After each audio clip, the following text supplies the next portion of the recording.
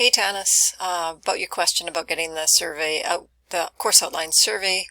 That's something I think we started last year, just having that statement saying that they have read and understand the course outline. So there's some copied in other courses, but if you go into the 589 course and then you go to your course tools and you go down to your surveys and pools, and you go to surveys, you're going to see that there's some existing surveys already that you can just copy and use for your course.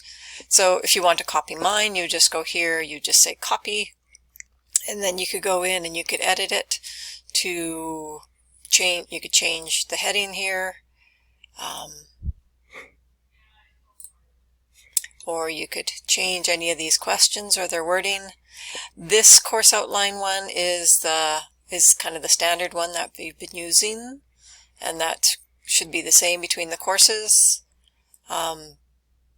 This statement is one that I've just made.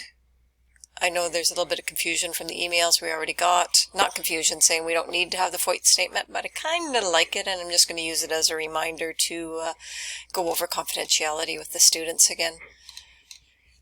So yeah, so then there's a copy here now, so you can just go in through your tools, go to your surveys, just grab this one. You see it hasn't been deployed yet at all, so just go ahead and edit this one, and then once you are ready to deploy it, go into your course, go into your assessments, click on your survey, and then it's because this one hasn't been deployed, then this will be available for you. But you can edit it, change your heading, do whatever you want with that.